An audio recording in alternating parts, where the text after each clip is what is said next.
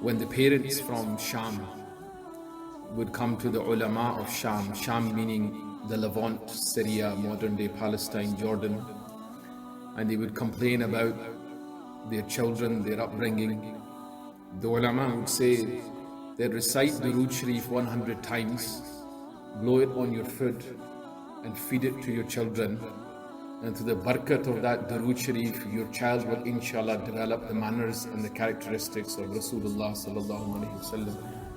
Just because we've come off Rabi'ul Awwal, all these Seerah conferences, and now we're in Rabi'ul Thani, it was just pertinent that, we're not an ummah where we make a day for something, we're not an ummah where we make a month for something, we're not an ummah.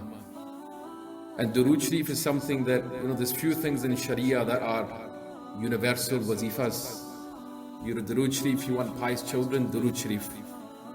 You're stuck in a problem, Durood Sharif. You've had a calamity, Durood Sharif. Somebody passes away in your family, you want to make Isali Sawab, Durood Sharif.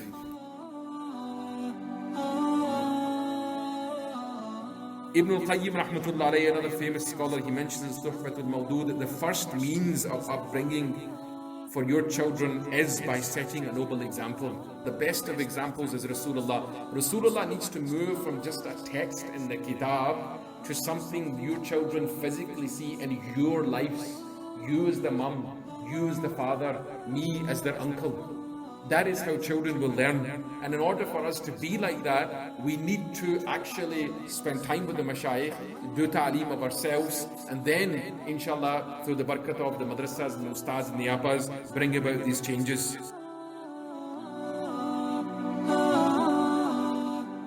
When you tell your child to wake up for the morning, what do we say to them?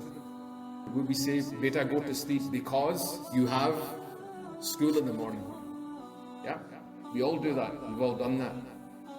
What do you think the effect on a child that gets told 220 days a year, every night, beta, go to sleep, you got school in the morning, you got school in the morning, yeah?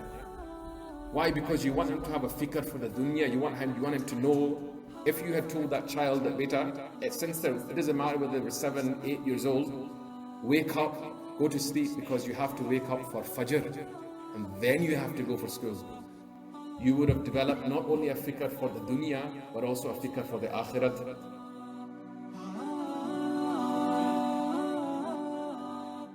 How much do we cry for our children, and how much importance do we give to their education? Imam Bukhari, as a child, lost his eyesight. Famous story, you may have heard it from the ulama. His mother cried and made dua for 2 to 3 years before she seen a dream. In that dream, she seen Ibrahim alayhi salatu wassalam.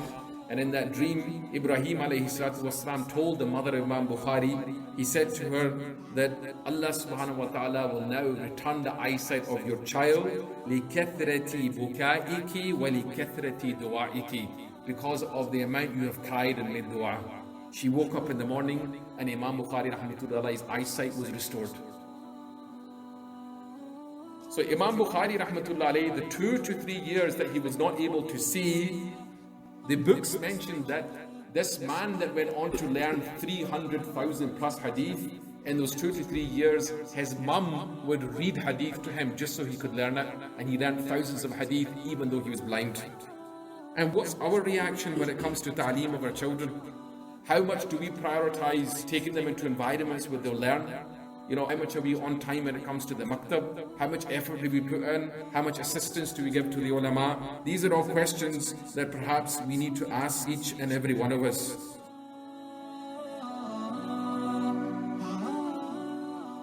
So unfortunately, as time has gone on, we have reduced piety, the bar, so low that perhaps we've forgotten what piety is. The son of Al-Fudayl ibn Iyad, he was known as the #1 worshipper in both Makkatul Makarramah and Madinatul Munawwara. So how did that piety translate into his son Ali ibn al-Fudayl?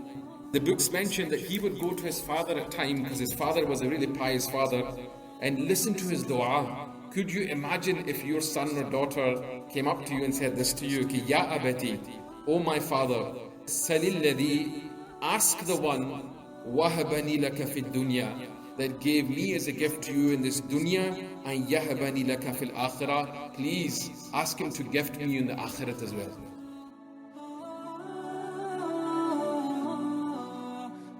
one of the brothers very close to me, he mentions he was at a janazah. His father was being buried. His father's best friend was narrating this. He said that the person who passed away, his son was to my left, and he said to him, you know what, it's sunnah to put the body into the grave, or even just put some mitti with your hand, okay? And the son replied, "Ke uncle, it's okay, I don't want my new trainers to get dirty. Now you'll touch. But what guarantee can you give me that you and my children won't be like that when we pass away? Can anybody give me any such guarantee?"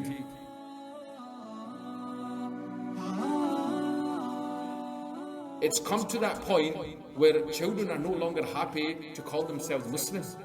They actually do not see value in your life and in our life. And if you don't believe me, sit down with any of these ulama and ask them. So my question is that if there's no iman left in your children, your and my actions were never good enough. So the last card that we have, waladun salih yad'u lahu, that a pious children that will make dua for you. How is the dua of a child going to be accepted when he no longer remains on Islam?